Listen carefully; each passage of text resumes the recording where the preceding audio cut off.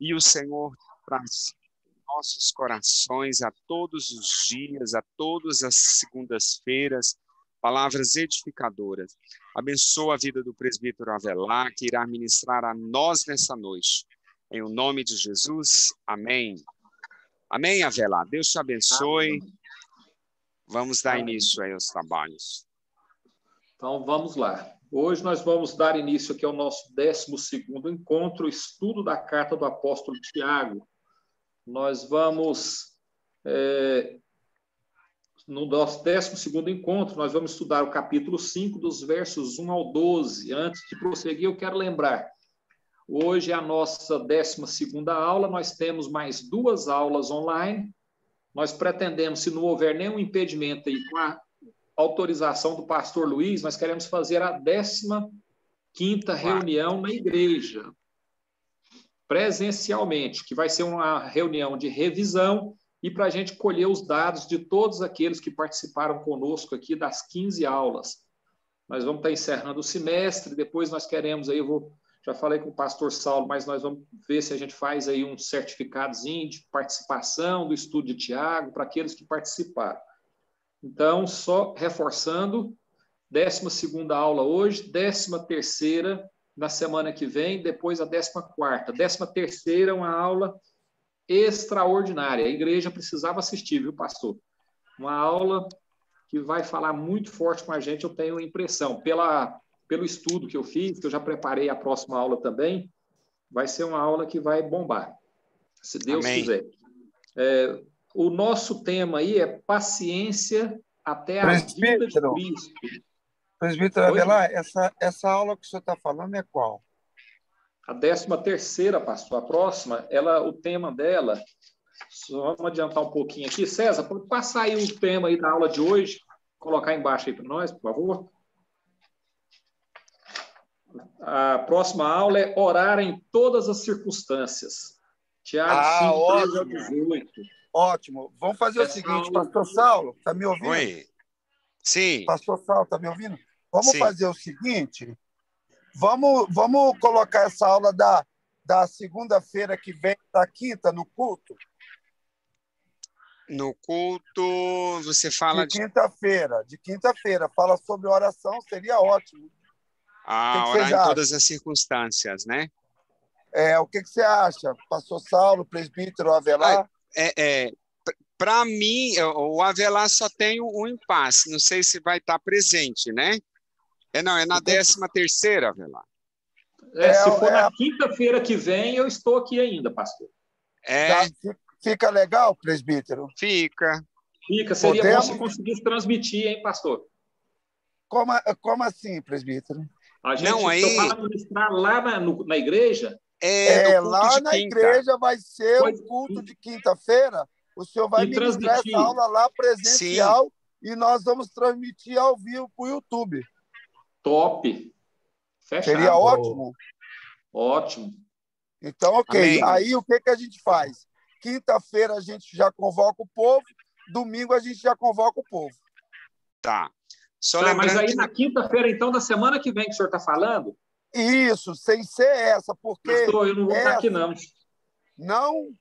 Não, na semana que vem eu vou estar viajando. Não, então beleza. Então pode fazer nessa quinta, não tem problema não. Eu adio para outra quinta que eu ia fazer quinta agora. Para valorizar... Oi, pastor Saulo. Só para deixar o Avelar, porque, pastor, ele está com uma viagem programada. E, não, na verdade, não tem problema. Não, mas essa semana eu estou aqui, a semana que vem eu não estarei. Essa semana ele vai estar. Então, assim, Avelar, fica para essa semana, quinta-feira agora já. Isso, pode ser, presbítero?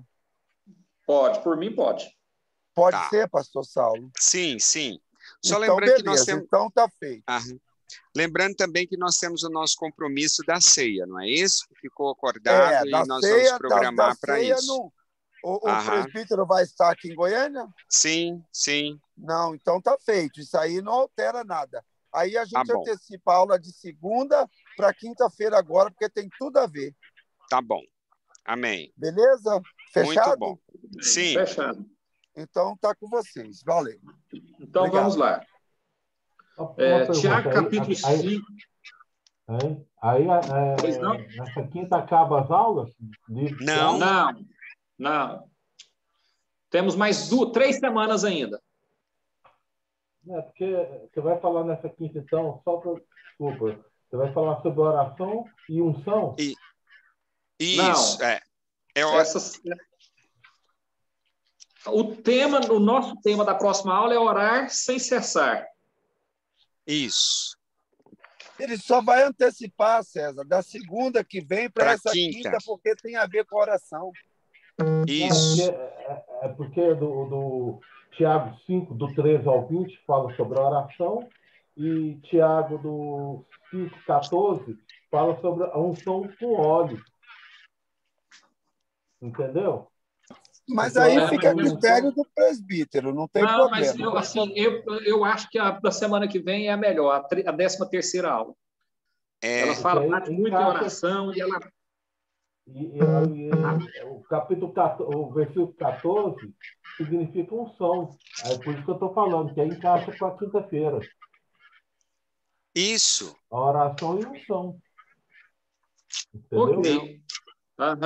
A gente faz uma observação. Um apanhado geral. Isso, fica a critério de vocês, tá bom? Tá bom. Tá bom, combinado, valeu.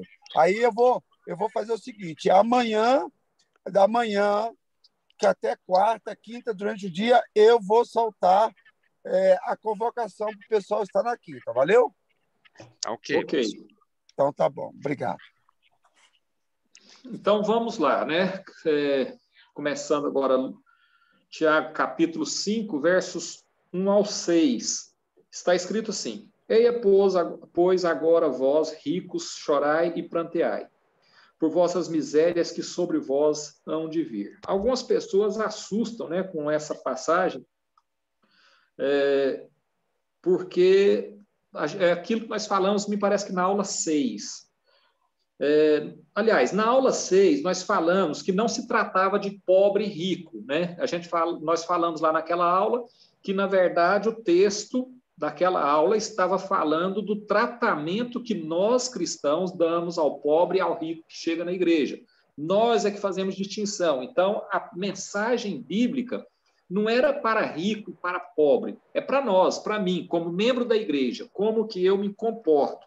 Então, não havia naquela data, nós mencionamos isso, nenhuma condenação de ser rico e muito menos exaltação em ser pobre. O que estava falando era do comportamento da igreja, né, representante de Cristo aqui na terra, com relação às pessoas que têm ou que não têm posses.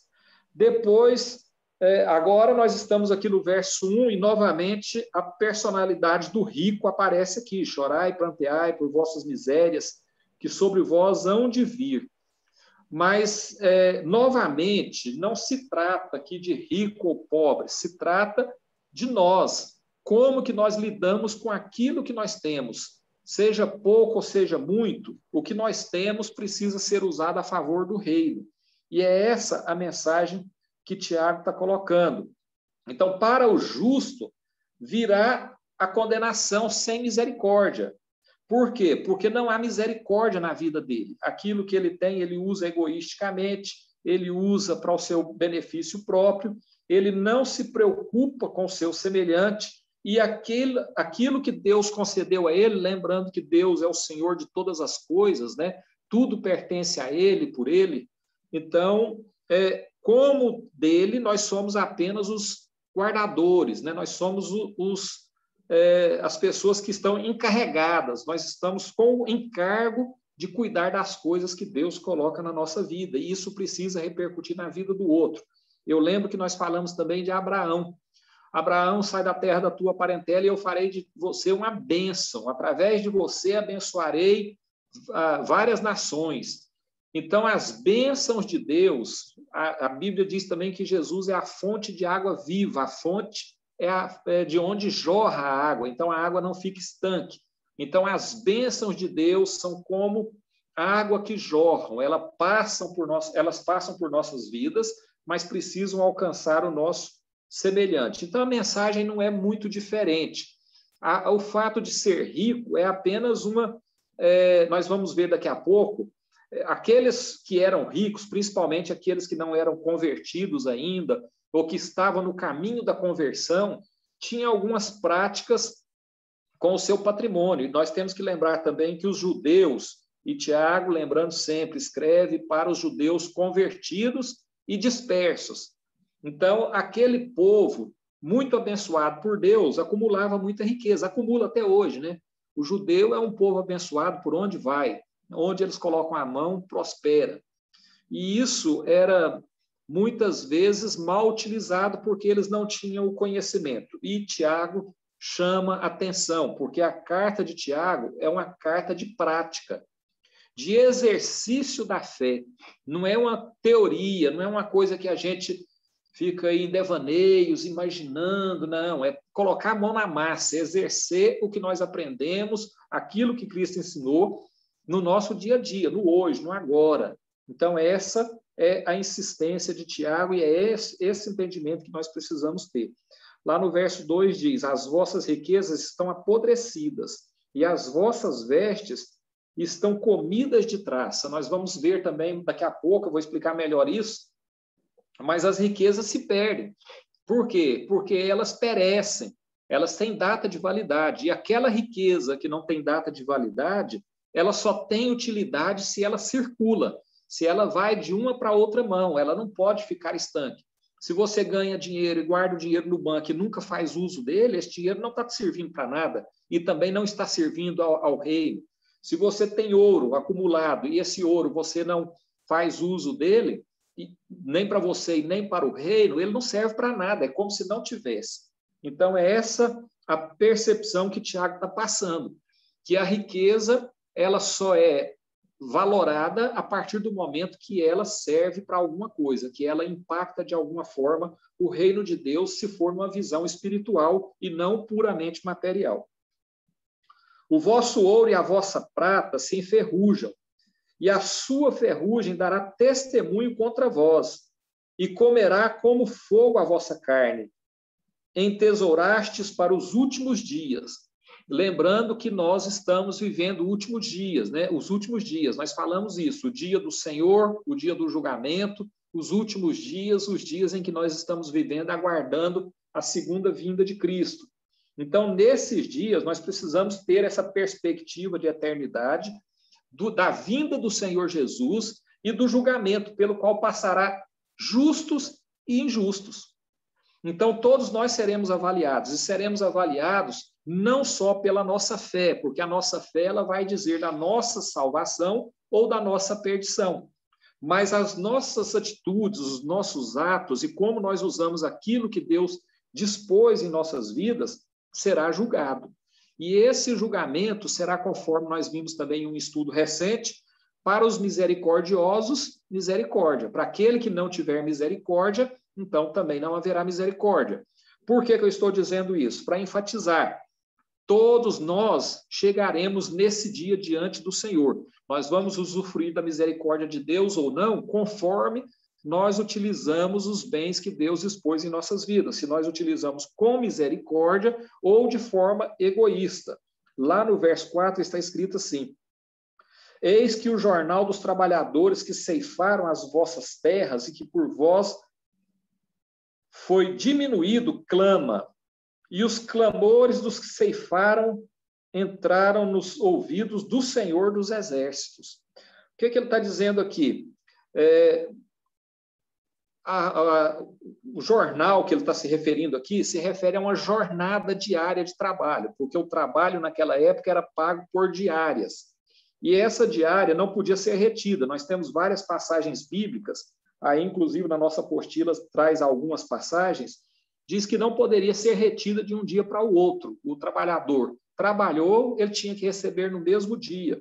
Porque se aquele dinheiro ficar no nosso bolso e a pessoa clamar a Deus contra nós, porque retivemos o seu salário, a sua jornada, o valor correspondente à sua jornada, então esse clamor é como se o próprio dinheiro retido, o próprio valor retido, estivesse gritando em nosso bolso.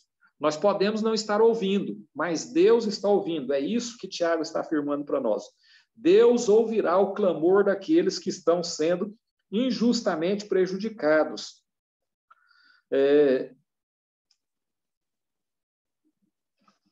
Aqui eu quero reforçar uma passagem que eu já tinha falado anteriormente aqui, dos bens perecíveis e não perecíveis, né? Geralmente, o jornaleiro, ou aquele que trabalha por jornada, ele produz bens, e esses bens nós recolhemos, ainda que seja o labor diário dele, e nós retemos esses valores. E esse valor ele vai se deteriorar de um dia para o outro. De alguma forma, ele vai se deteriorar. Se ele não se deteriorar no seu valor, ou na sua consistência, ou na sua qualidade, ele vai deteriorar do ponto de vista que ele não está cumprindo com a sua finalidade, que é abastecer a necessidade ou suprir a necessidade daquele trabalhador que prestou o labor dele durante o dia. Então, de alguma forma, haverá uma injustiça praticada, e essa injustiça ela precisa ser contida ou evitada. Por quê? Porque nós não podemos insistir em praticar esse tipo de erro, porque se nós insistimos nesse tipo de erro, os clamores também se acumularão contra nós no reino dos céus, e Deus ouvirá esses clamores. No verso 5, diz que deliciosamente viveste sobre a terra, e vos deleitastes, cevastes os vossos corações como num dia de matança. Essa passagem aqui é complicada, né? Deliciosamente vivestes sobre a terra, e vos deleitastes, cevastes os vossos corações como num dia de matança. E eu me lembro de uma história, que me contaram uma vez, que simboliza ou representa bem isso aqui. Diz que uma fazenda havia um porco, um cavalo, né? E o cavalo era arriado todo dia 5 horas da manhã para ir trabalhar na lavoura. E o porco ficava deitado, falando, você é muito bobo, faça como eu, fica deitado aí, rapaz, comendo o dia inteiro, eu estou comendo aqui, ó. Aí o cavalo falava, não, mas meu patrão precisa de mim, me acorda todo dia cedo, eu preciso ir trabalhar. Não, mas você é bobo, você está parecendo um burro, você não está parecendo um cavalo. Fica deitadinho, fica quietinho aí. Aí o cavalo um dia cedeu às tentações do porco, né? Aí falou, tá, o que eu faço? Então, não, amanhã você finge que está doente. Quando ele chegar aí, você manca e finge que está doente, fica de cabeça baixa, que ele vai te deixar quieto. Aí você fica deitado aí, você vai ver, ele põe comida toda hora para você aqui, eu fico aqui, eu como o dia inteiro, bebo à vontade e tal. E no outro dia o cavalo fez isso. Aí o dono da fazenda veio para arriar o cavalo, viu que o cavalo estava doente, e o dono da fazenda pensou, esse cavalo me ajuda muito, eu não vou sacrificar não, deixa ele quieto aí. Aí a mulher pegou e falou, e aí, meu bem, o que você vai fazer? Ele olhou para o porco estava gordinho, deitado lá, e falou, já que eu não vou fazer nada hoje mesmo, vou matar esse porco. Então, é isso a mensagem que Tiago está falando aqui. É uma história, assim, que conta, né, é um dito popular, mas é exatamente isso. A gente pega os bens que nós temos aqui na Terra e a gente vive sem trabalhar, sem fazer esforço, sem utilizar aquilo na obra do reino, só engordando, né? Vivemos assim faustamente, passeando, aproveitando, e os irmãos aí em penitência, sofrendo, se angustiando, a família se angustiando, um amigo precisando, e a gente nunca tem tempo para estender a mão para ninguém. Então, nós estamos como aquele porco que é engordado lá na fazenda. Meu pai tinha o hábito de criar porco, e a gente, às vezes, criava com um animal doméstico, assim, em casa mesmo, no dia a dia, tratando aquele bichinho bonitinho, né? Chegava filhotinho, daí a pouco estava um porcão erado, gordo, 15 arroba, faca no pescoço. Então, esse o símbolo que Tiago está mostrando para nós. A nossa vida nababesca, ou de luxúria, ou de uso próprio, né, de egoísmo, ela vai nos engordar para o dia da matança. E o dia da matança é o dia do Senhor, o dia que vai chegar, o dia em que morreremos a nossa segunda morte, de onde não há salvação.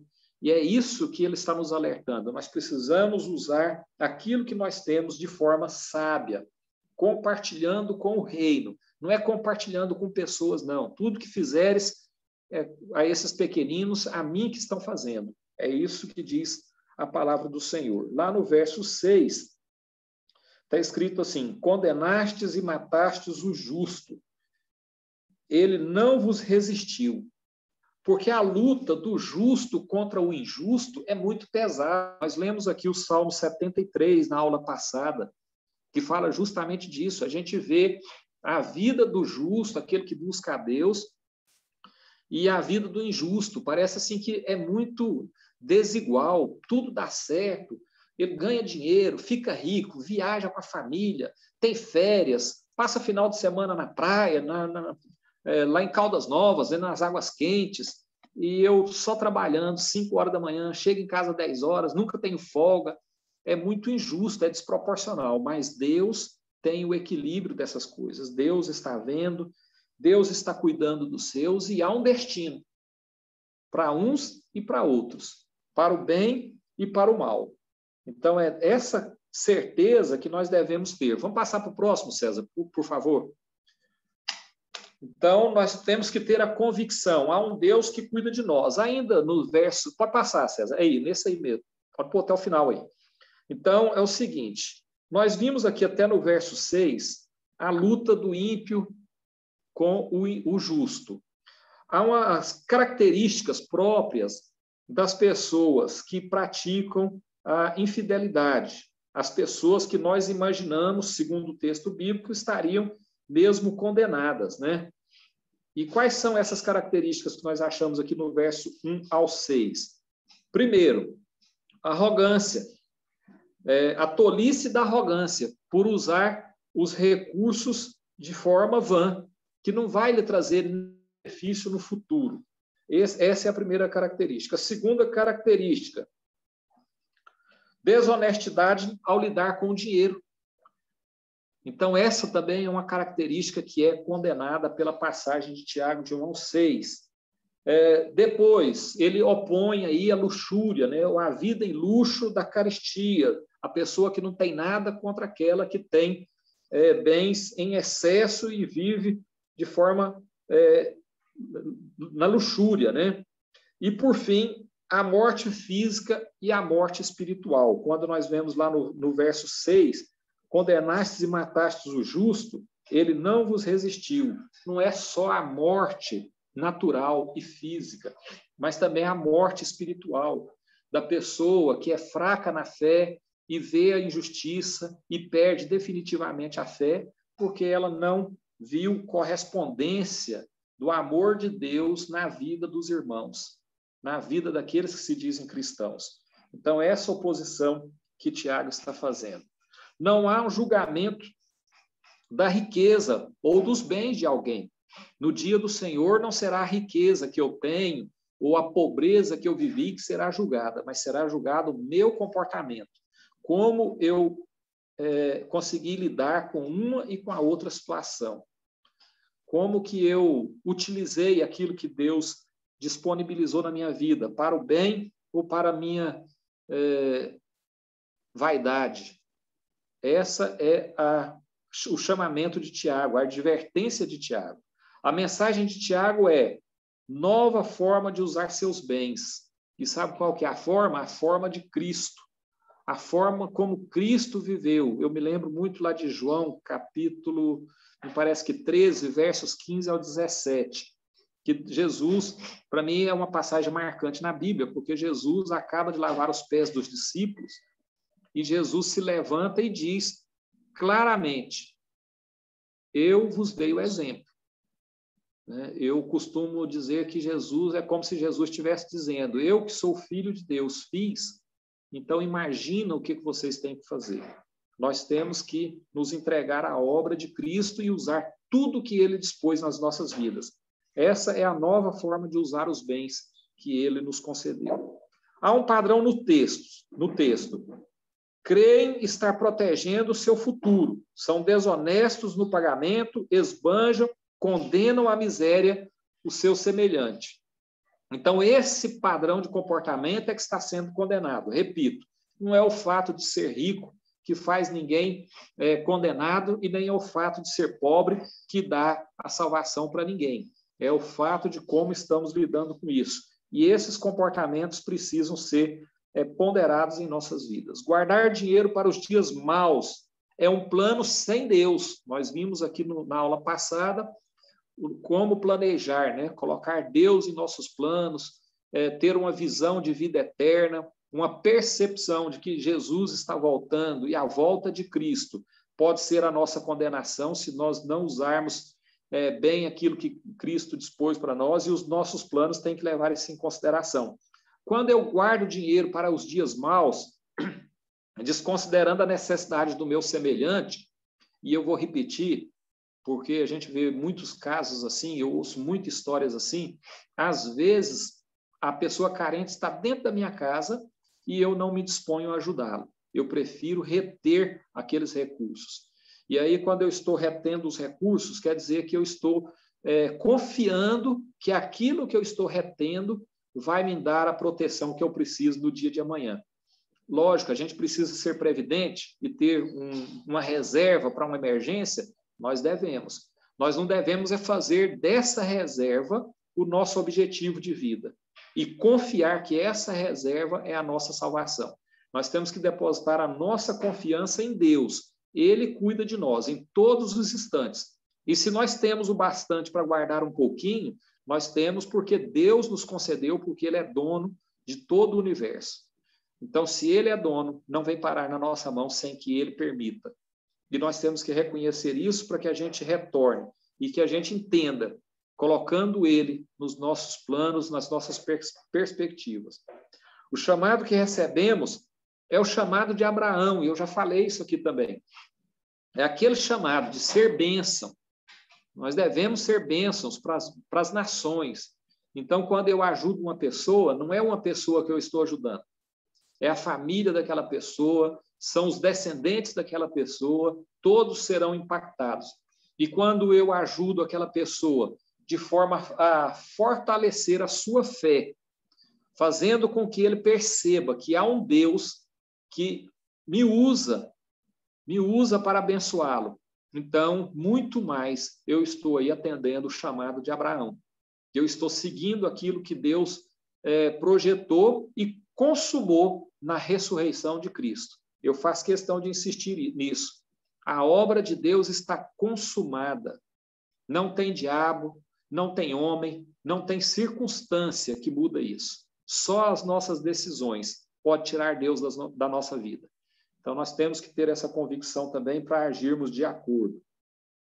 Podemos ter conforto, óbvio. O que não devemos é deixar de abençoar. Sempre que for possível, nós temos que estender a mão para aquele que carece. Mateus 25, 35 a 45, Jesus tem uma passagem lá muito interessante, eu recomendo que leiam depois. Jesus fala que teve fome, que esteve preso, que foi visitado, que saciaram a fome dele, que mataram a sede dele, e os discípulos, ou os apóstolos, né, questionar, mas quando nós fizemos isso? E Jesus diz: quando fizestes a um desses pequeninos, não o fizestes a mim. Eu acho que esse não aqui não existe, não. Eu acho que eu fiz aqui errado. Mas depois vamos conferir lá na Bíblia, viu, pastor? Não, é verdade. Né? Fizeste a mim. E não fizeste a mim. Não, tá certo. É isso mesmo, pastor. Desculpa. Porque eu não tinha visto o outro não aqui. 2 não é um sim, né? Dá um positivo. Então, é isso mesmo. Então, quando não fizestes a estes pequeninos, não fizestes a mim. Isso aqui é muito interessante. Por quê? Porque, às vezes, eu penso que é o que eu faço, né? Que Deus está vendo o que eu faço. Mas Deus está vendo o que eu não faço também. E eu me lembro que em uma das aulas eu disse isso. Às vezes, a gente peca por omissão, né? E essa omissão é uma decisão. Eu tenho condições de fazer o bem e não faço, então eu escolhi fazer o mal. Não tem segunda opção, não tem meio termo. É pontual. Se eu já fiz o mal, ou se eu deixei de fazer o bem, é porque eu estou fazendo o mal. Vamos passar para o próximo, César? Interessante, presbítero, que trazendo um link sobre essa sua fala aí, o Senhor Jesus disse: eu sei que eu tenho que fazer o bem e não faço, nisso eu peco. Entende? E tem um outro texto que diz que se eu não oro por alguém, eu peco por não orar por uma pessoa. Entende? Exatamente. Exatamente. Lucas 4, me parece que Jesus fala isso, né? Aquele que sabe fazer o bem e não faz, peca. Peca por quê? Porque escolheu fazer o mal. Né? Isso. A omissão também é um pecado. É isso que a gente precisa entender. Não confunda o dia do Senhor com os últimos dias. Nós já falamos isso aqui, eu não vou insistir não, porque nós estamos com o tempo corrido. Então, dia do Senhor é o dia do julgamento. Últimos dias são os dias que nós estamos vivendo até a segunda vinda. Levítico 19:13 diz: a paga do diarista não ficará contida até pela manhã. Eu disse aqui também, quando nós lemos aqui atrás, né, no verso 4, eis que o jornal dos trabalhadores que ceifaram as vossas terras e que por vós foi diminuído, clama, e os clamores dos que ceifaram entraram nos ouvidos do Senhor dos Exércitos. Então, nós não devemos reter o salário, o pagamento daqueles que fizeram por merecer. Quem acumula riqueza indevida, acumula provas contra si para o dia do Senhor. É a ferrugem que fala aqui, né? Me parece que no verso 3, verso 4 também. O verso 4, é o mesmo verso 4. Então, a riqueza que está clamando é o clamor daquele que padeceu. Falta, né? Faltou o alimento para os filhos, faltou vestimenta no frio, faltou o abrigo, faltou a água. Então, aquela pessoa vai clamar ao Senhor, vai pedir ao Senhor. E Deus vai mandar alguém que o abençoe. Mas esse clamor vai entrar na nossa conta. Em nós que escolhemos, que podíamos fazer o bem e escolhemos não fazer.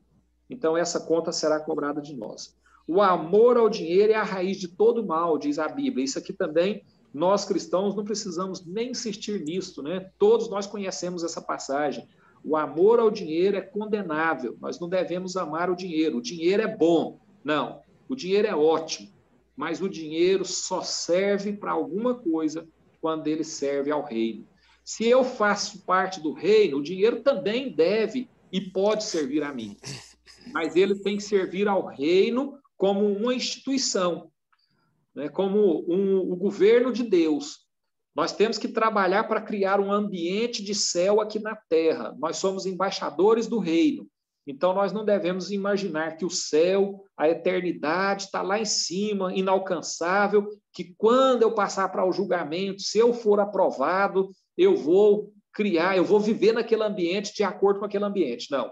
Nosso papel é criar esse ambiente aqui, hoje, nesse momento. É nosso papel, meu e seu. Somos canal de bênçãos, não represas. Eu sempre insisto nisso. Nós não somos represa para reter nada. Nós somos canal. Se nós somos canal, nós não somos fonte. Fonte é Cristo. Cristo é a fonte de água viva que jorra incessantemente. Essa água de bênçãos vai passar por minha vida, mas ela precisa continuar alcançando novas vidas. A condenação vem da forma que acumulamos, desonesta muitas vezes. E por que acumulamos? Para as nossas concupiscências. E, por fim, por fazer ou deixar de fazer com o que acumulamos. Porque, às vezes, eu não uso o meu dinheiro no meu benefício próprio. Eu não uso os meus bens em benefício próprio. Às vezes, eu tenho um celeiro cheio de milho, mas eu não uso. Eu tenho uma conta cheia de dinheiro, mas não uso. Eu tenho até ouro escondido, joias, colares, brincos, tudo de ouro 18. E, no entanto, eu não uso. Eu não uso aquilo para meu benefício, nem para o benefício do meu semelhante. E se eu não faço, é omissão. E se é omissão, também é pecado, porque é uma escolha. Eu estou escolhendo usar mal aquilo que Deus dispôs na minha vida. Vamos passar para o próximo, César, por favor?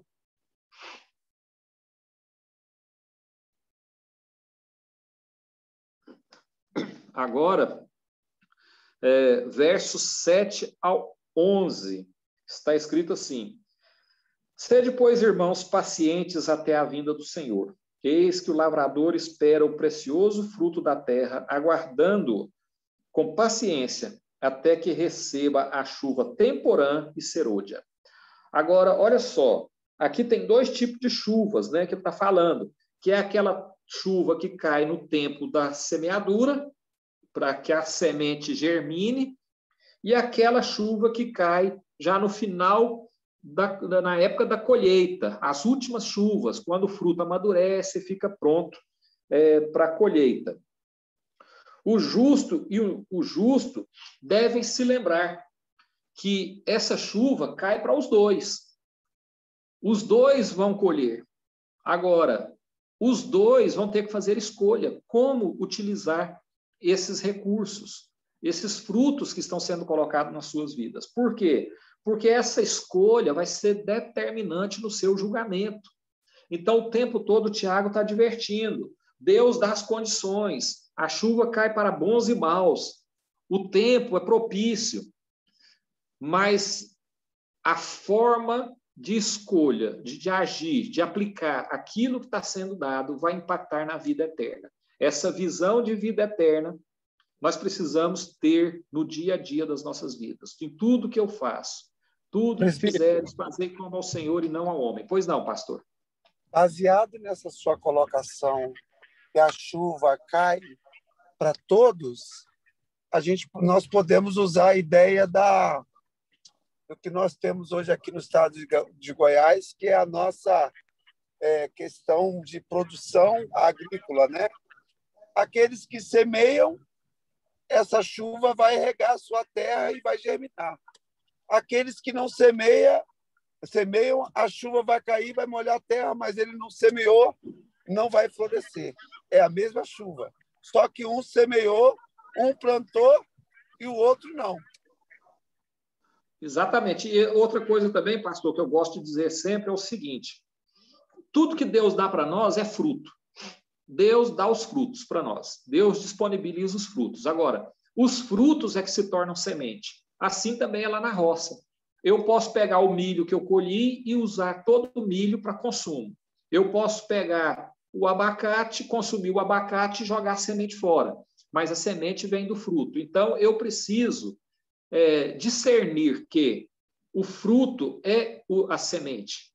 O próprio fruto gera a semente. Então, eu posso pegar aquele fruto e transferir para o outro. E o outro vai consumir ou vai plantar, vai semear. E da mesma forma porque a Bíblia sempre é para mim. Ela é pessoal. Então, eu preciso entender isso. Eu recebi os frutos. Eu vou consumir todos os frutos ou eu vou fazer desses frutos semente? E eu faço desses frutos semente quando eu semeio na vida do meu próximo. Isso é o ensinamento de Tiago. E quando Tiago fala aqui, logo no comecinho do verso 7, sede, pois, irmãos, pacientes até a vinda do Senhor. Ele não está se referindo ao povo do mundo, não. Lá no verso 1 ao 6, ele estava se referindo a todos, né? Justos e injustos. Mas agora ele está se referindo aos convertidos, aos judeus convertidos. Sede, pois, irmãos, pacientes até a vinda do Senhor. Ou seja, não queira tirar proveito antes da hora, não. A sua hora vai chegar. A sua e a minha. Vai chegar. Deus vai reconhecer. Então, se eu abro mão de usufruir de um fruto para semeá-lo no terreno que é o meu semelhante, Deus está vendo. E Deus vai recompensar a semeadura. Essa semeadura, nós não podemos fazer mistério disso, não. É aquilo que nós temos mesmo. É aquilo que nós ganhamos. É aquilo que nós acumulamos. Essas são as sementes que Deus disponibilizou na minha vida. Eu posso usá-la, repito, como fruto e consumir. Ou eu posso usá-la como semente e semear no meu semelhante. E aí isso vai repercutir na minha vida. Lá no verso 8 diz assim: sede vós também pacientes, fortalecei os vossos corações, porque já a vinda do Senhor está próxima. Novamente, Tiago alertando, eu repito, versos 1 ao 6 era para o mundo, mas do verso 7 ao 11, ele está falando conosco, com os cristãos, e ele está advertindo, o dia da vinda do Senhor está próxima, o julgamento está próximo, o julgamento é para justos e injustos, bons e maus serão julgados, e cada um receberá conforme as suas obras. Lembre-se, a fé é para a salvação, mas seremos julgados pelas obras. como nós produzimos, o que é que nós produzimos e para que nós produzimos. Para gastar com nossas concupiscências, nós vimos agora há pouco. Para a nossa luxúria, ou é para contribuir com o reino de Deus. Isso será avaliado no dia do Senhor, e é a advertência de Tiago no verso 8. No verso 9, irmãos, não vos queixeis uns contra os outros, para que não sejais condenados. Eis que o juiz está à porta, novamente o dia do Senhor chegando, o julgamento, o grande trono branco, a presença de Cristo, e avaliando a nossa conduta. Não vivam queixando, lamuriando, lamentando, reclamando, apontando o dedo para o seu semelhante, para que não sejas condenado. Olha só, não vos queixeis uns contra os outros. Ele está falando da igreja. Irmãos, está lá no verso 7. Irmãos, não vos queixeis uns contra os outros. Sejam também pacientes, né? O verso 9.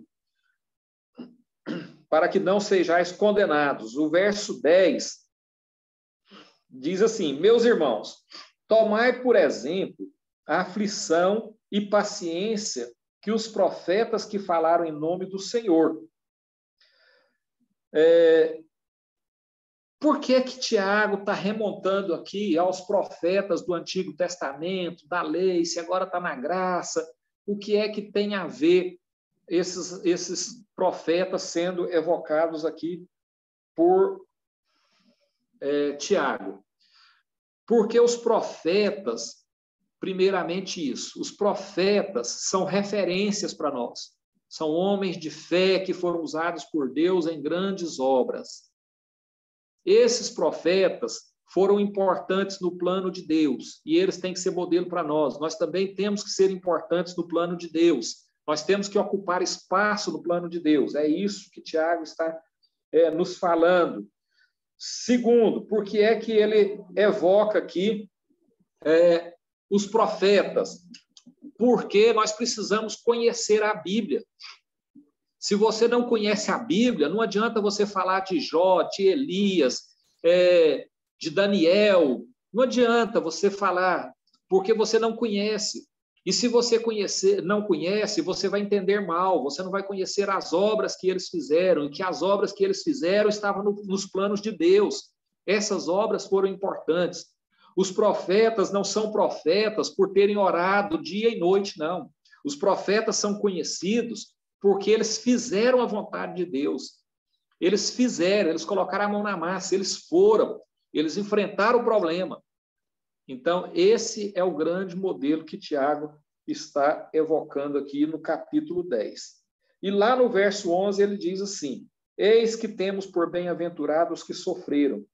Ouvistes qual foi a paciência de Jó, e vistes o fim que o Senhor lhe deu, porque o Senhor é muito misericordioso e piedoso.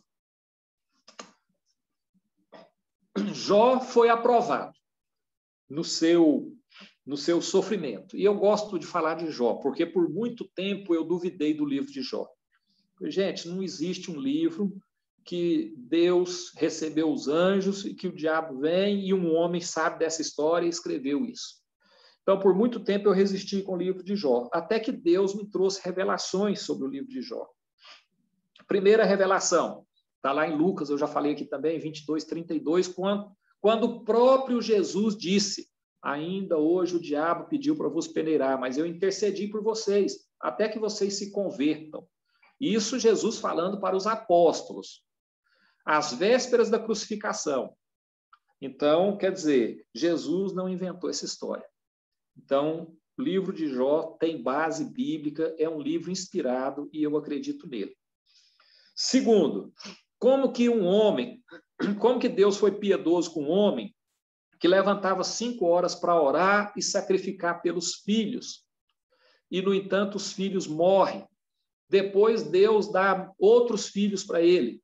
E aí eu fico pensando, se meu filho morrer e Deus me der outro filho, não vai substituir o meu filho. Onde que está a piedade de Deus? Isso é forte. E muita gente questiona isso. A piedade de Deus está no relacionamento com ele.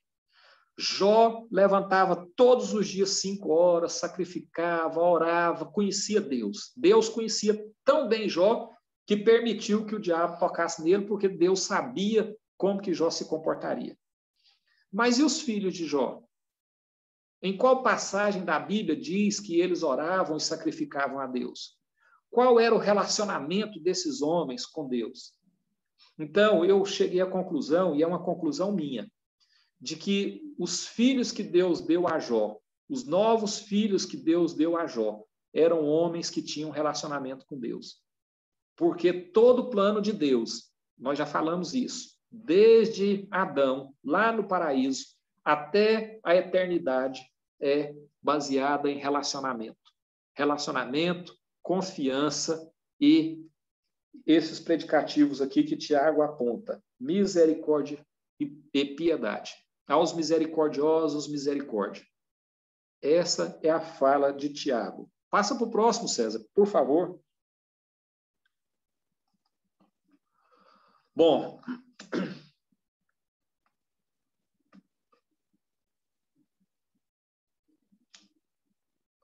estou abrindo o meu aqui. Tiago agora fala aos cristãos, nós, inclusive, né? Nós vimos aí no verso 7. Não devemos fazer justiça própria. Não há um legislador e um juiz. Só há um legislador e um juiz. Então, Jesus é o nosso juiz, e ele está à porta, e ele está observando aquilo que nós estamos fazendo. Por quê? Por que Jesus é o legislador? Porque ele deu o exemplo. Ele foi o modelo. Então, o modelo não é mais os 10 mandamentos. Os 10 mandamentos são ótimos, se nós conseguirmos cumpri-los. Porque eles não foram revogados, mas eles foram cumpridos por Cristo. E o nosso modelo agora é Cristo. E agora não basta mais amar a Deus sobre todas as coisas, não tomar seu santo nome em vão, né? Aquelas coisas que nós aprendemos. Agora nós precisamos amar o nosso semelhante como a nós mesmos, porque o nosso semelhante é o representante de Deus aqui na terra. Não devemos fazer justiça própria, né? Só há um juiz e só há um legislador. E por que ele é o juiz? Porque ele conhece todos os parâmetros. Ele é o parâmetro, ele é o caminho, ele é a verdade, ele é a vida. Então, baseado na vida de Cristo, é que nós temos um padrão de conduta a ser adotado aqui na terra. Mas nós somos incapazes, porque somos carne, estamos pecando todos os dias. Nós somos incapazes, porém, nós temos a justiça de Cristo. Ao receber o sacrifício de Cristo, então nos será imputado também por justiça. Considerar Deus ou nos vangloriar nos nossos planos? O que é que nós devemos fazer? Eu que consegui, eu trabalhei, fruto do meu suor, eu plantei, eu colhi, eu levanto madrugada, eu faço. Ou considerar Deus? Deus me deu, tudo pertence a Ele, e para o bem do reino é que precisa ser usado. A Ele toda honra, toda glória e todo louvor. Não é esse o pensamento que deve nortear as nossas condutas? Uma glória efêmera pode levar a uma condenação eterna, uma vaidade de se vangloriar por aquilo que você conseguiu, que Deus te deu, colocou na sua vida, o mau uso desse recurso que Deus te deu. Você pode até tirar um breve proveito daquilo, mas a condenação é eterna. Então, nós temos que entender isso. E é isso que Tiago está nos advertindo. Não devemos ter inveja do injusto, do ímpio. Por quê? Porque há julgamento para justos e injustos. Nossa paciência deve ser como a de um agricultor que espera pela chuva. Então, espera a colheita. Você recebe a chuva do plantio, a semente germina, espera o fruto amadurecer. Não colha o fruto antes da hora, porque senão ele vai apodrecer, ele não vai ser bem utilizado. Ele precisa amadurecer para que ele se torne semente na sua mão para alcançar a vida do semelhante. Eclesiastes capítulo 3, verso 1. Tudo tem o seu tempo determinado debaixo do sol. Há momento de plantar, há momento de colher. É o que diz a Bíblia. Então, não nos angustiemos. Se nós não estamos colhendo, é porque não chegou a hora da colheita. O verso 9 parece fora do contexto. Mas se julgarmos o nosso irmão, estamos sendo juízes e também estamos revelando impaciência. É aquele verso lá da queixa, né? Não queixar contra os nossos irmãos, ficar reclamando. O que tem a ver isso com a passagem de hoje? Com fruto, com plantar, com paciência. Porque se eu estou queixando do meu irmão, eu não estou tendo paciência com ele. E eu preciso ter paciência com o meu semelhante, eu preciso apoiá-lo e preciso receber o apoio dele também. Isso é importantíssimo. Nós falamos aqui na aula passada dos motivos por que congregar. E um dos motivos pelo qual nós devemos congregar é orar pelo nosso semelhante e orar e esperar que o nosso irmão também ore por nós. Receber a oração de nossos irmãos. Então, isso é o que nós devemos fazer com paciência, mesmo para aquele que parece que é lento, que não deslancha. Paciência. Devemos nos entregar a esse ministério, a essa obra, a essa vontade de Deus. Mateus capítulo 10, verso 22, fala claro, aquele que perseverar até o fim será salvo. Perseverar é ter paciência, é continuar, é perseguir o caminho, é não desistir. Então, esse é o mandamento bíblico. Então, Tiago não está fora do contexto. Tiago está perfeitamente dentro do contexto dos evangelhos. Próximo aí, César, por favor. Não jure. Verso 12. Mas, sobretudo, meus irmãos, não jureis nem pelo céu, nem pela terra, nem façais qualquer outro juramento, mas que a vossa palavra seja sim, sim, não, não, para que não caiais em condenação. Jurar não é pecado. Lá em Hebreus, capítulo 3, versos 11 ao 14, há uma situação em que Deus jurou. Há momentos, talvez, que a gente precise jurar sim. Então, qual que é o pecado? É usarmos o nome de Deus em vão. Quando é que nós usamos o nome de Deus em vão? Quando nós juramos por causas fúteis. Quando nós juramos apenas para dizer que nós somos honestos, por vaidade. Não, eu quero mostrar que eu estou correto mesmo, eu estou jurando por Deus.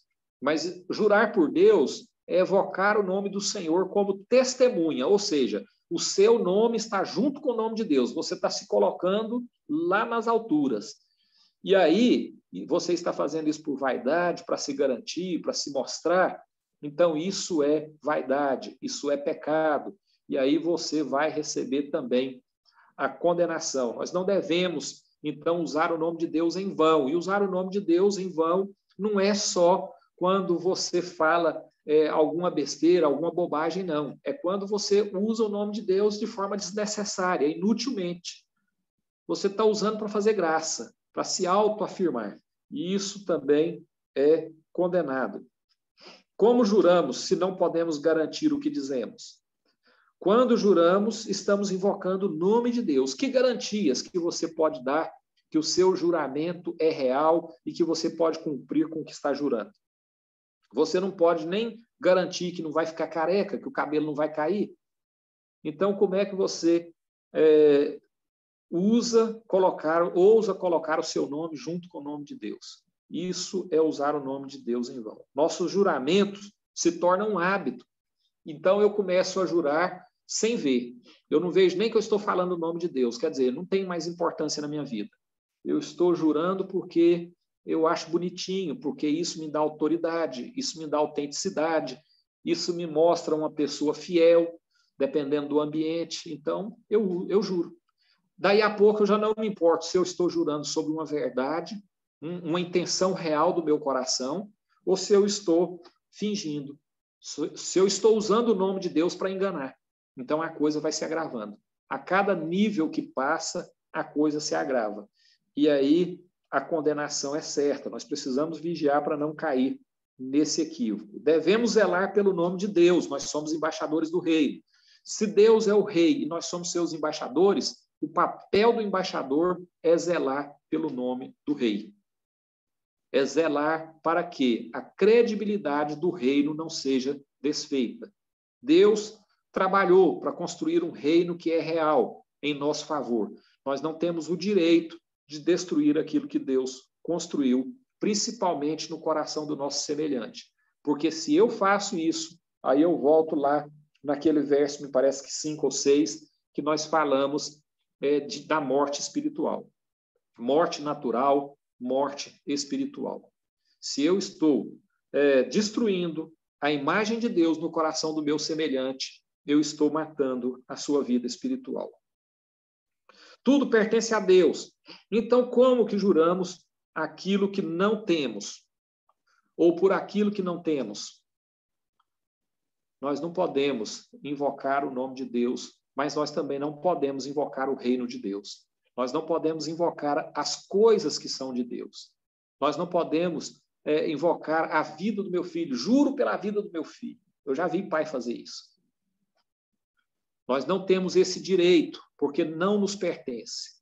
Se não nos pertence, nós devemos tomar cuidado com isso. Se temos palavra e somos acreditados com a nossa palavra, sim, sim, não, não, como diz lá no texto de Tiago, capítulo 5, verso 12, então nós somos pessoas honestas. Nós estamos dando testemunho de Cristo aqui na terra. Nós estamos sendo boas testemunhas, bons embaixadores. E é isso que Deus quer de nós. Ele nos preparou para representá-lo aqui na terra. Próximo, César, por favor.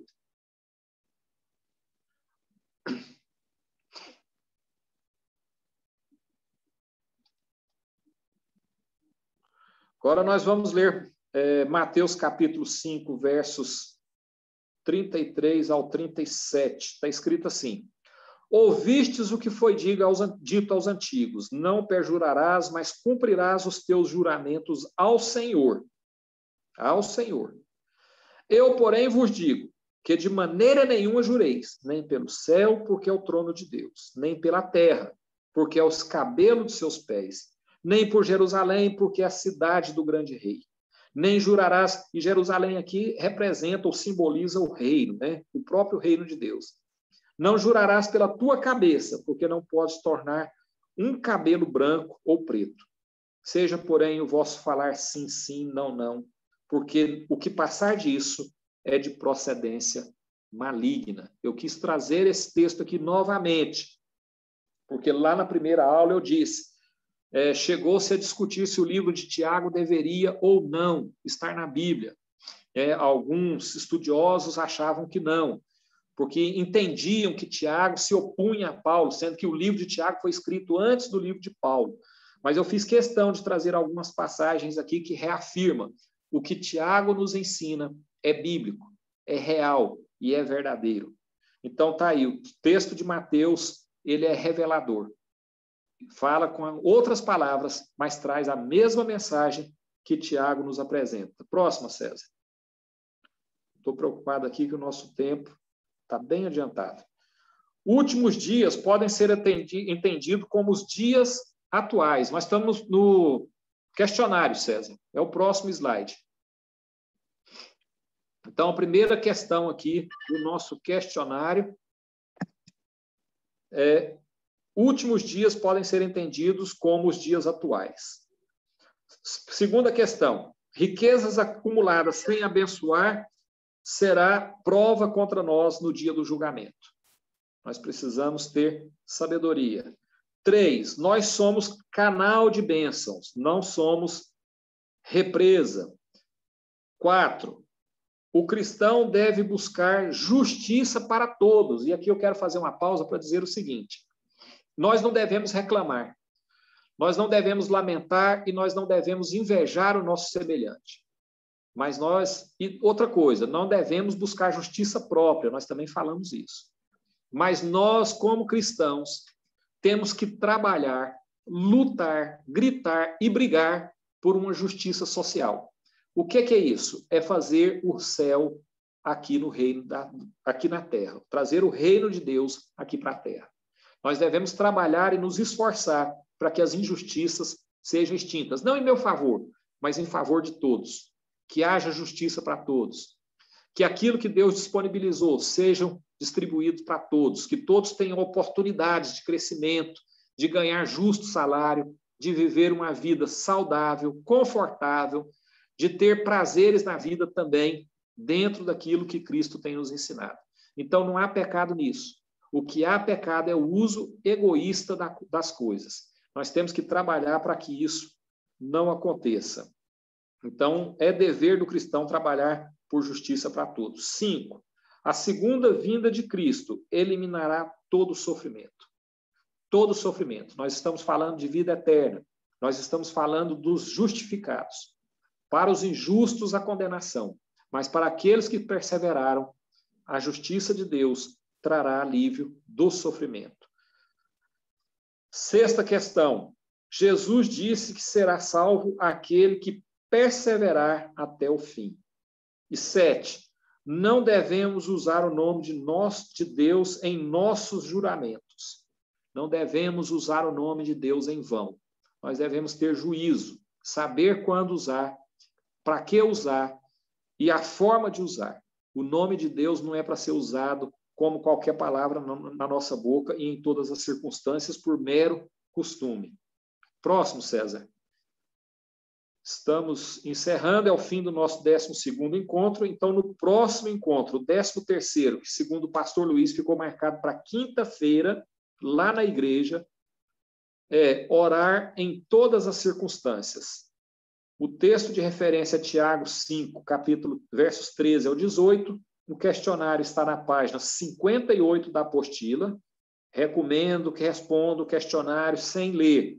Depois a gente compara um questionário com outro. Deus abençoe e que nenhum mal nos alcance. Mais uma semana que Deus nos dê aí sob sua proteção e livre de todo mal, principalmente da pandemia que chegou para trazer muito sofrimento. Amém. Pastor, devolva a palavra. Amém. Amém, presbítero.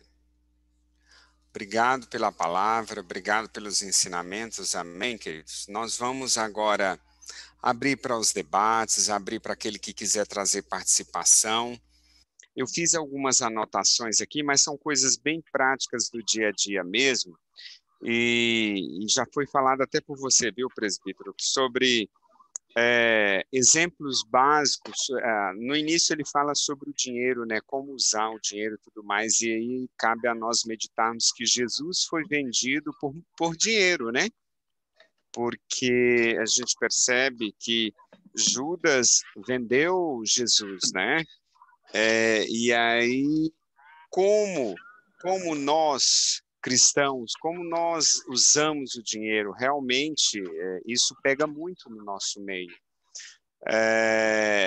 Nós percebemos que ainda, se não tivermos um controle espiritual, a gente começa a ser dominado pelo dinheiro e isso sobe a cabeça de todos nós, né? Por isso que a gente precisa vigiar em todo o tempo.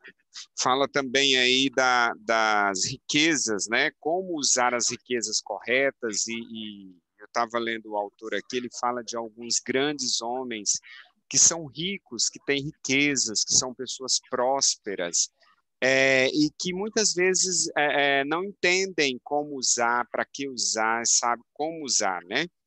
E isso cabe como reflexão para nós. Será se nós sabemos usar realmente a nossa riqueza? Não talvez uma riqueza de dinheiro, mas aquilo que o Senhor tem colocado nas nossas mãos, aquilo que o Senhor tem colocado como habilidade, como habilidades, né? Será se você tem contribuído com o reino? E outras questões aí que trouxe também, fala sobre o plantio, né?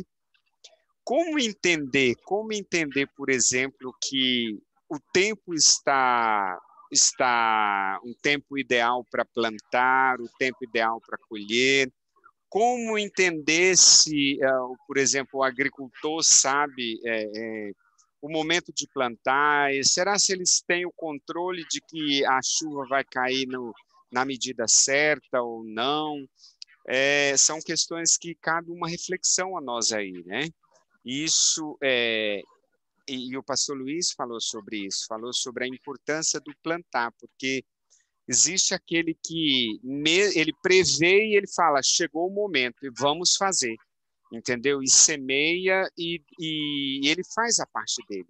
E Deus vem com a provisão no sentido de trazer a chuva, de trazer os frutos no momento certo. Isso fala para nós também, né? Que nós precisamos como entender, como compreender, como colocar isso para a igreja, que nós precisamos plantar, que nós precisamos colher esses frutos, e de que forma colher esses frutos. Então, assim, foram muitos princípios que eu anotei aqui, que eu falei, gente, que o Avelar foi falando, e que se nós colocarmos em prática na nossa vida, no cotidiano, a gente percebe que nós vamos tornar pessoas mais sensíveis, pessoas que podem contribuir mais com o próximo, que podem contribuir mais com o reino, e assim nos tornarmos também úteis, né? Nos sentirmos úteis para o reino. Amém? É isso que eu queria contribuir, e assim, o Avelar falou tudo isso que eu falei, o Avelar já falou, mas são coisas que ele foi falando e eu fui anotando, porque assim, para mim é um aprendizado. Amém? E eu abro para os demais, os irmãos que querem contribuir.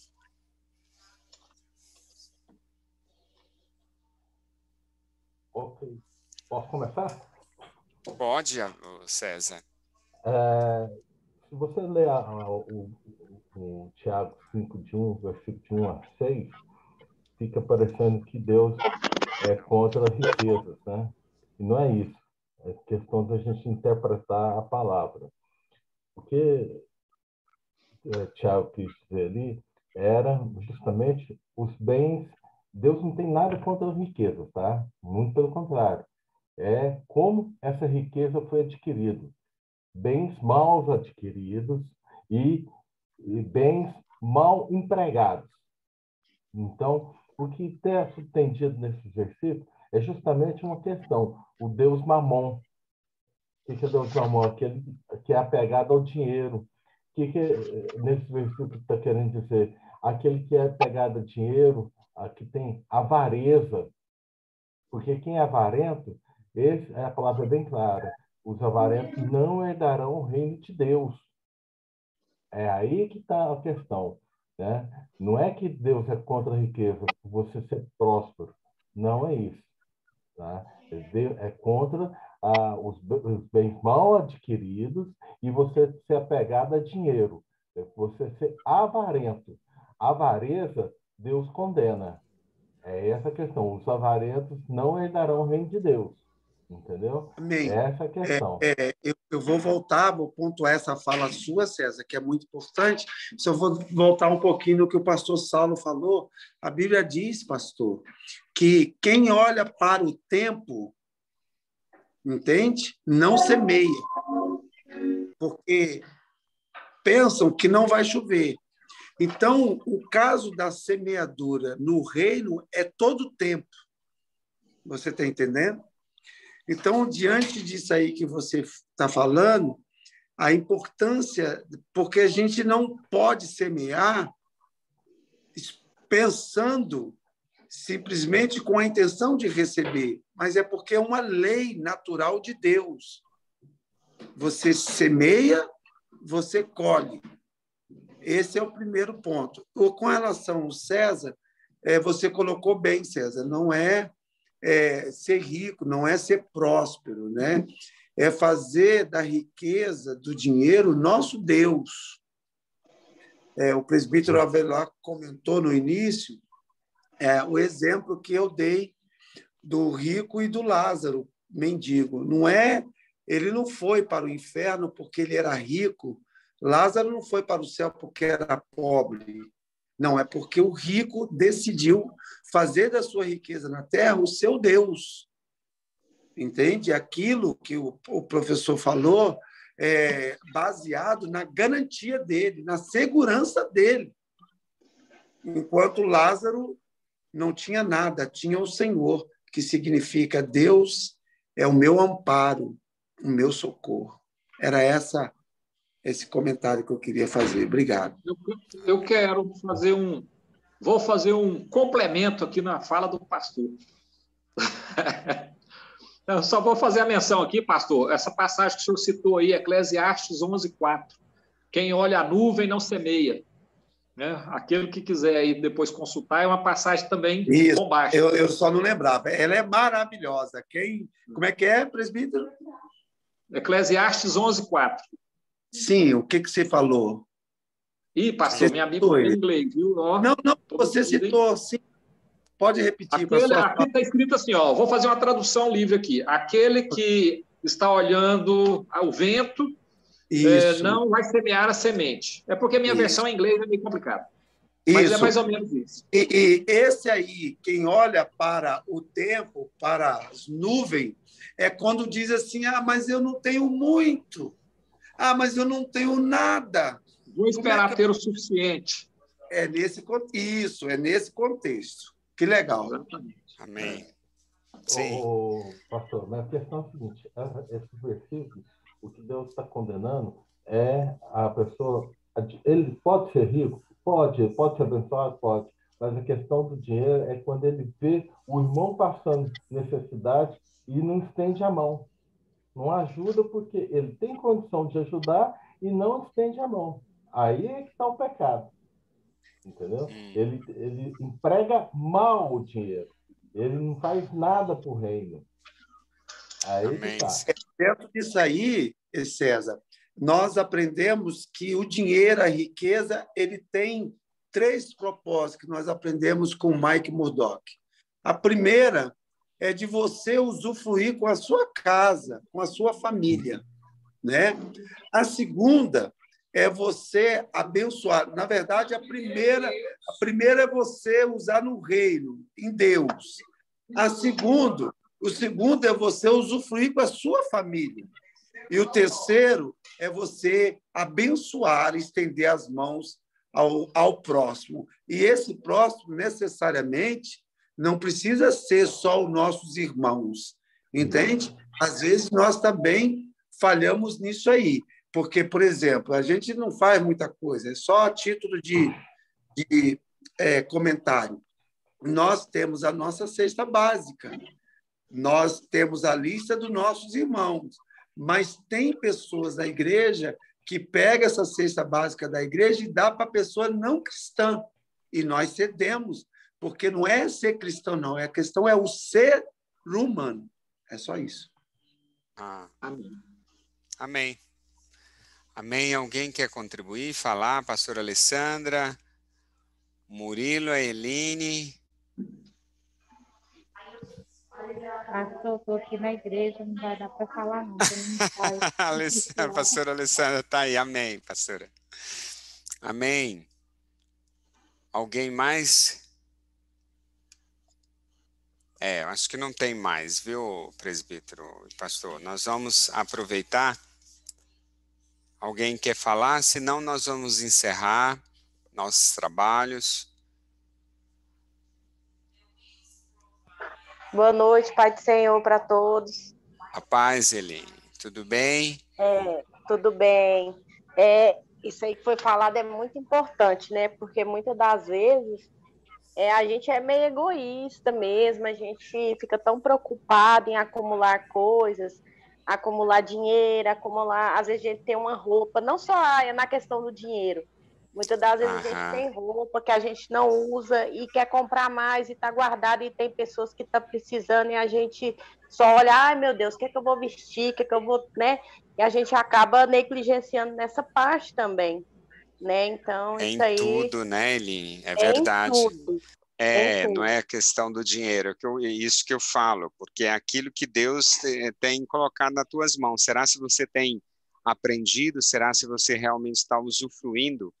Entendeu? E muitas vezes, em várias situações, o fato de você contribuir com o teu próximo, isso faz toda a diferença. O próximo, pode ter certeza, vai ficar também agradecido, né?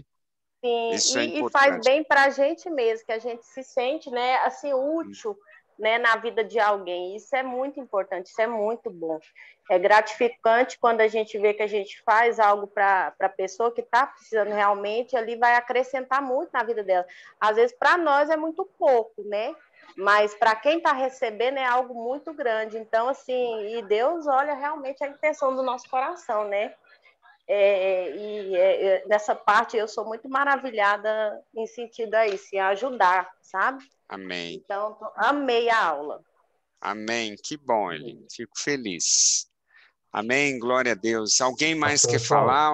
Pastor Saulo, tem mais uma parte aí da aula que fala sobre a paciência, né? Que nós devemos esperar no Senhor, somente esperar a justiça, não fazer a justiça própria, porque às vezes nós temos que esperar na justiça do Senhor. Nós temos que fazer somente irmãos que queiram levar irmãos na justiça, viu, irmão? Isso é pecado, tá?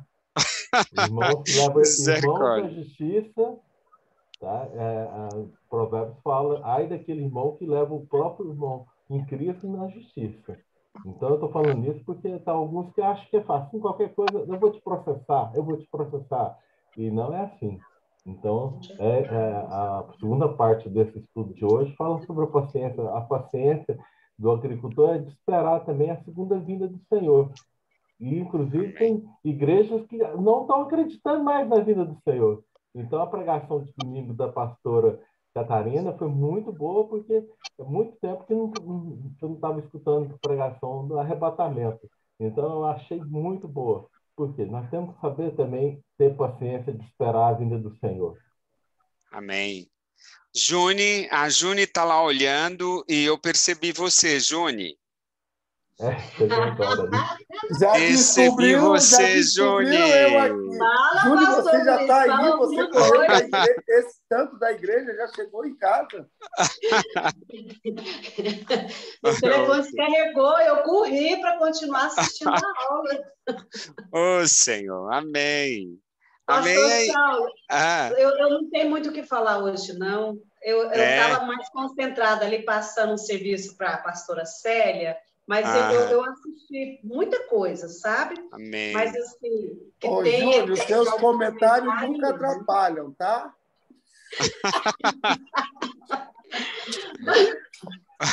O pastor Saulo, na intriga da oposição, não, mas tem gente que não ciumenta isso, viu? Se a Júlia não comentar, né? Ele como aluno pergunta ela por quê, professor? O que aconteceu? Do comentário, pergunta. Que ele chegou lá Ele chegou lá na igreja. E, pastor, agora é The Flash? Se eu estava ali atrapalhando o professor da aula, agora o senhor já está aqui.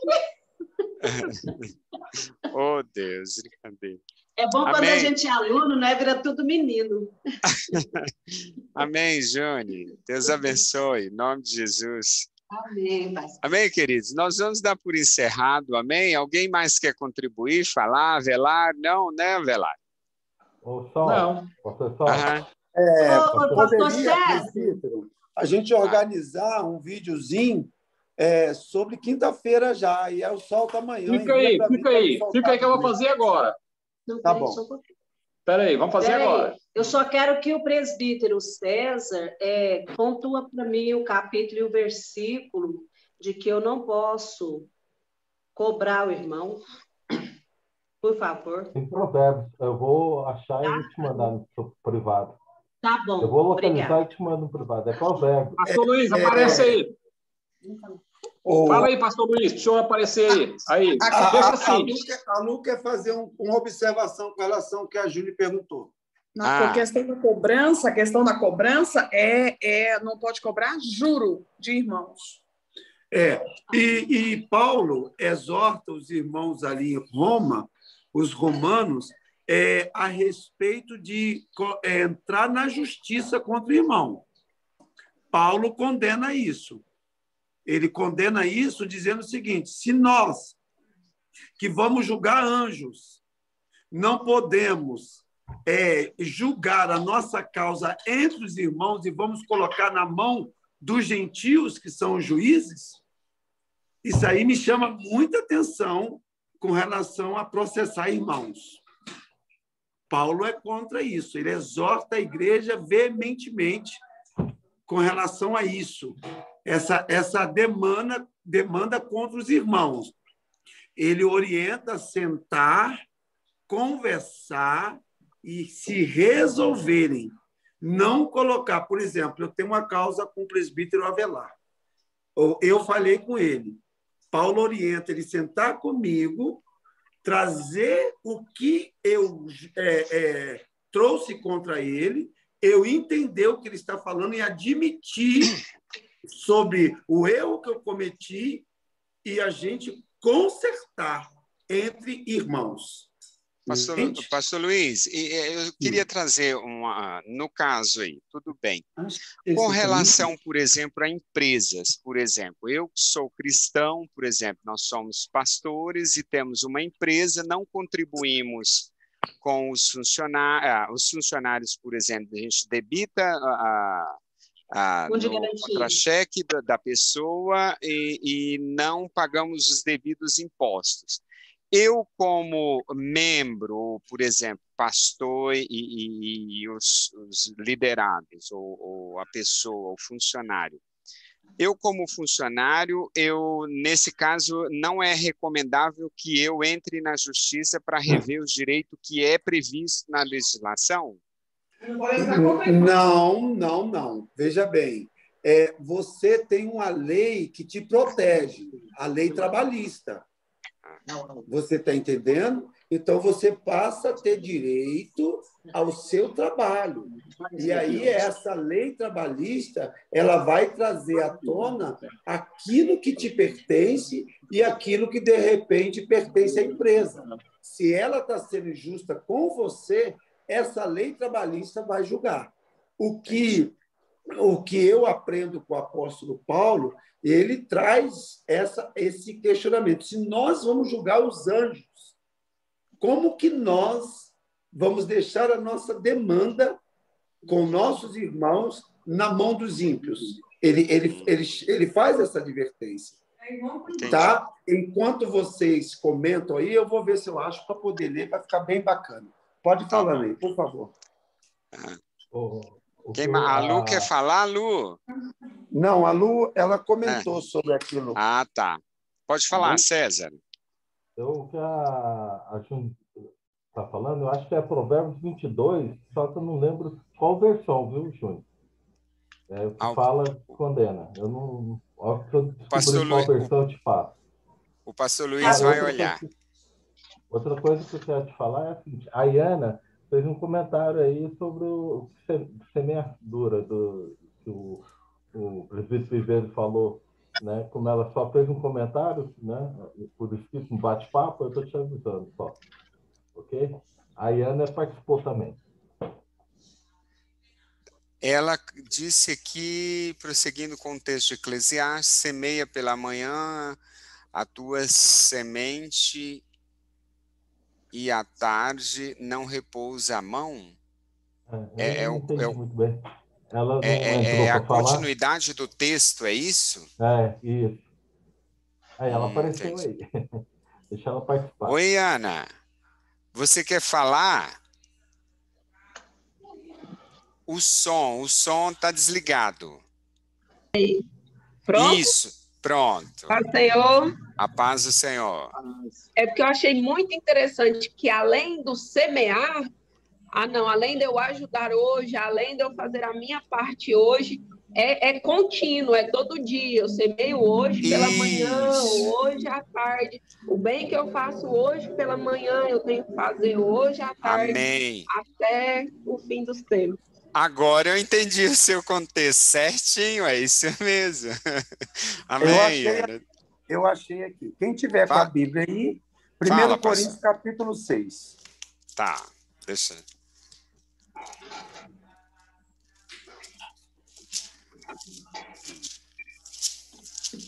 Vamos tentar acompanhar juntos, para a gente interpretar juntos e aprender juntos. Por favor. 1 Coríntios, capítulo 6.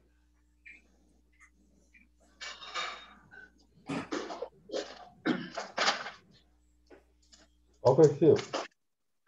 É a partir do verso 1. Sim. Ouça assim. Ouçam, algum de vós, tendo algum negócio contra o outro, e a juízo perante os injustos e não perante os santos? Não sabeis vós que os santos hão de julgar o mundo? Ora, se o mundo deve ser julgado por vós, sois porventura indigno de julgar as coisas mínimas?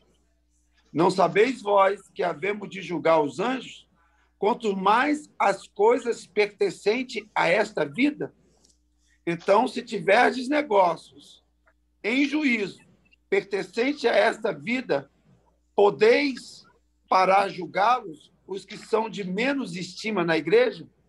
Para vergonha o digo, não há, pois, entre vós sábio, nem mesmo um que possa julgar seus irmãos? Você está entendendo? Então, ele orienta não ficar sem julgamento. Sem julgamento, que eu digo, é acerto. Mas ele diz que nós devemos encabeçar esse posicionamento. Diante do quê? Diante da palavra do Senhor. Então, se tem mentira, não pode ter mentira. Se eu peguei dinheiro emprestado com você, eu sei que eu peguei, então eu tenho que pagar. Você está entendendo? Então, diante disso, ele fala de uma conscientização primeira que nós devemos ter como luz do mundo, como servo do Senhor, como a nossa palavra é sim, sim e não, não. O que passar disto é do maligno. Então, a primeira orientação, Paulo diz que nós devemos encabeçar esse posicionamento pela posição que nós temos como cristãos. Agora, eu quero ouvir vocês.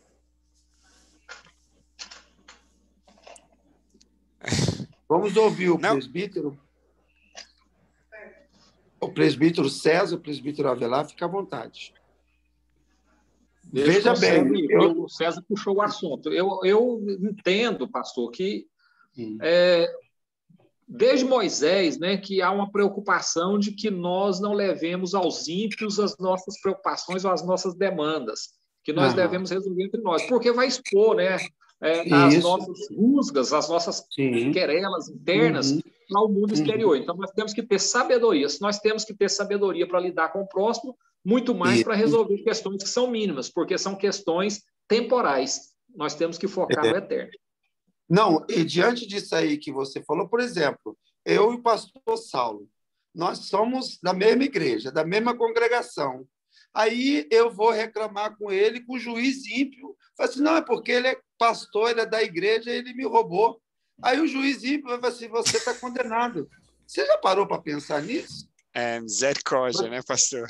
Então, nós temos que sentar, resolver a nossa demanda, porque nós levamos para eles aquilo que nós mesmos geramos, aquilo que nós mesmos fizemos. Então, quem fez a desordem, a bagunça, traz a ordem, traz o conserto. Esse é o meu entendimento. Não, amém, pastor. Eu também entendo assim, pastor. E algo que às vezes a gente sofre, eu, por exemplo, por questão de procurar a questão da palavra, né? O que falta no nosso meio hoje é questão de palavra mesmo, palavra assim, de honrar aquilo que fala.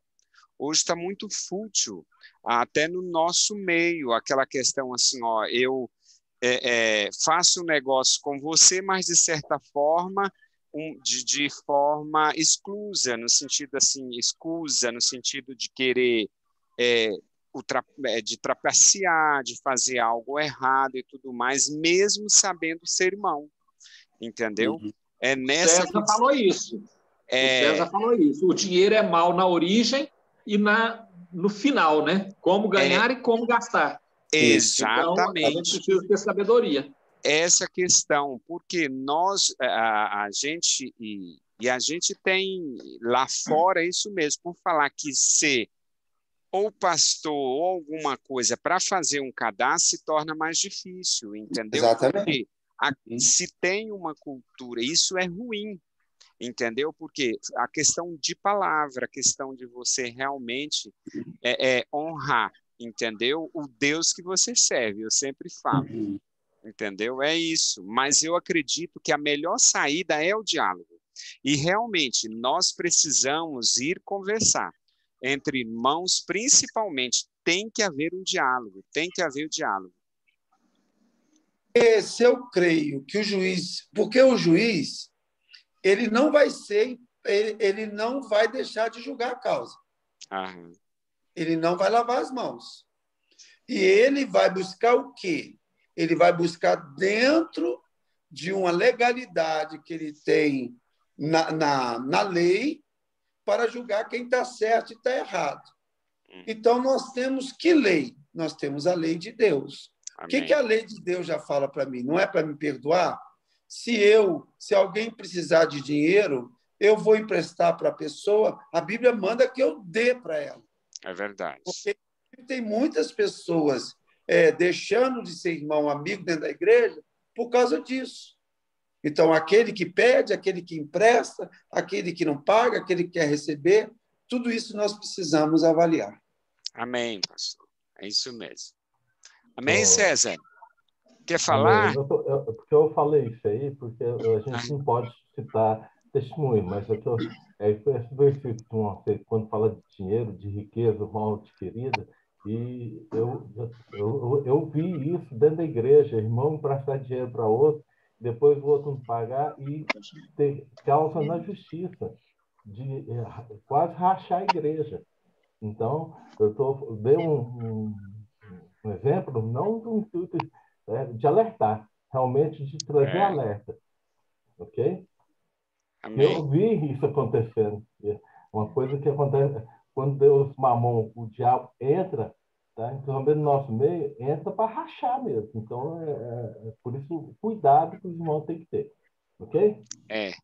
É melhor falar não. Às vezes é melhor você falar não e ficar, porque não é fácil, irmão. Não é fácil. A gente fala assim, mas na hora que o irmão vem, pede, você faz. Na hora que passa do compromisso, sabe, a pessoa não tem a responsabilidade de falar, olha, eu não tenho dinheiro, mas assim que eu tiver, eu venho acertar com você. Isso sim é honra, é você, sabe, realmente, o problema é você conviver com a pessoa e a pessoa do seu lado e não falar nada como se nada estivesse acontecendo, né? Isso realmente, por isso que a gente fala que o diálogo e a conversa é necessário ter. Amém? Amém, pastor Luiz? Quer falar alguma coisa a mais? O pastor Luiz quer fazer a chamada aí? Você falando aí de falar a verdade, eu lembro que eu lembrei da Júlia também, eu comprei um Fusca. Eu comprei um Fusca do irmão. Nossa! E confiei cegamente no irmão, só que eu não levantei o tapete do carona. Depois que eu fechei o negócio, eu fui levantar o tapete, tinha um rombo no assoalho do carro. Aí o que eu fiz? Tive que ficar com prejuízo. Então, vai fazer um negócio com o irmão, levanta o tapete antes. Você dá um tempo de uma mensagem, levantando o tapete. Ele não vai mostrar, né? Ele não vai mostrar que está sem assoalho, né? É verdade. Quando você sentar lá, o pé está no asfalto. E teve um detalhe, eu também descobri, porque eu passei numa poça d'água, o tapete subiu, o tapete boiou. Meu Deus. Amém, pastor Luiz. Saulo, só fechando esse assunto aí, tem que deixar claro que Paulo, na verdade, ele não está contra a justiça e nem contra o papel do juiz, né? O que está errado e tem que ser julgado. Isso. Agora, a preocupação dele, principalmente a esta igreja, que era direcionada a uma igreja específica, porque já estava havendo uns problemas espirituais que acarretam os físicos, né?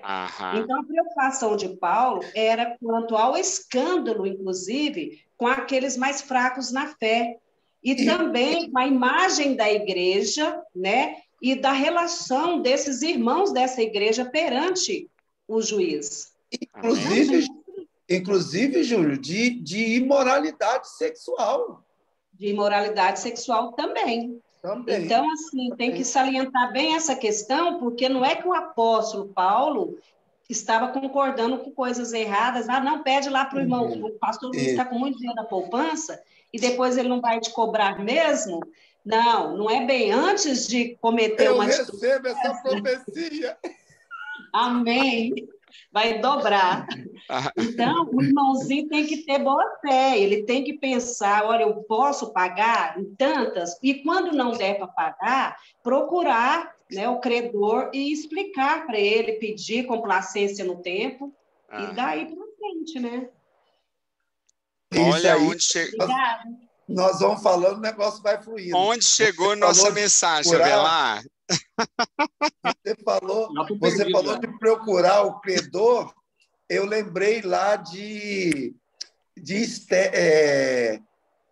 Ruth, quando Boaz ele precisava resgatar Ruth.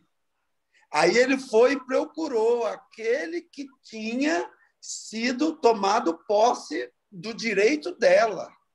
Interessante ali que eles tinham uma atitude, eu não lembro exatamente, parece de trocar os calçados para fazer valer a palavra deles.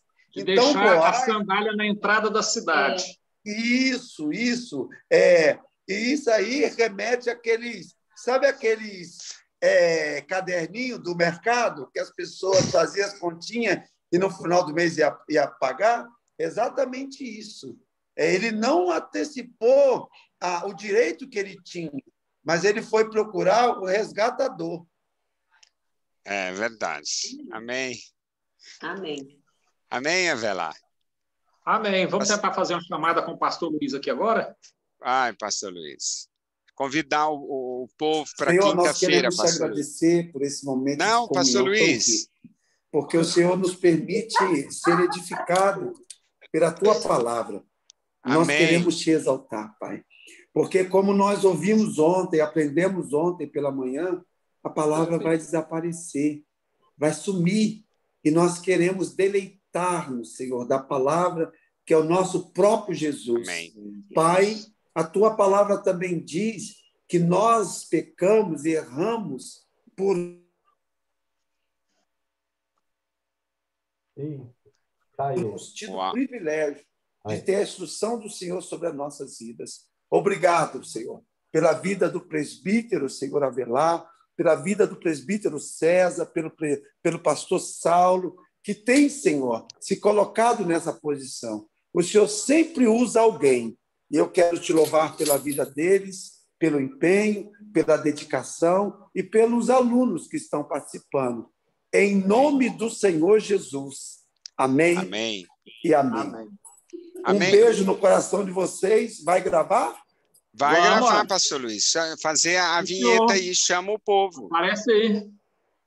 Fala aí para todo mundo aparecer. Aí o senhor pode começar a falar na hora que quiser aí. O áudio não está saindo. É o presbítero que vai gravar, não é? Não, nós dois. Parece aí, eu vou falar e o senhor complementa. Tá bom. Eu vou gravar? Nós dois. Eu vou falar e aí o senhor complementa. Tá. E aí, só me recorda, presidente. Você falou o tema. É a oração? Orar, deixa eu ver aqui. Orar sem cessar, é aquela parte. Vamos falar do jeito que está aqui, ó. Orar em todas as circunstâncias. Ok. Eu começo? Eu começo. Eu vou fazer uma apresentação aqui rapidinho, o senhor conclui. Ok. Pode começar. Meus irmãos da fé e família, nós estamos aqui com o pastor Luiz, porque ele nos propôs aqui na quinta-feira fazermos o culto, o nosso encontro da segunda-feira, 13º encontro do estudo de Tiago, no culto de quinta-feira próxima. E o tema será orar em todas as circunstâncias, e nós estamos prontos para essa missão. Amém. Eu concordo, porque nós temos sido muito edificados com os estudos, e a oração em todas as circunstâncias tem a ver, também nos remete com aquela situação de Pedro, quando ele estava aprisionado, e um povo intercedia, e Deus mandou os anjos quebrar as cadeias, abrir os portões, e diante de uma circunstância, Deus operou maravilha. Então, nessa quinta-feira, no nosso culto de oração e busca do poder de Deus, estaremos juntos, para a honra e glória do Senhor Jesus. Amém. Amém. Amém. Amém. Beleza? Depois me manda esse vídeo para a gente ver como é que ficou. Tá bom? Amém. Obrigado a todos. Obrigado. Deus abençoe. Abençoe a cada um.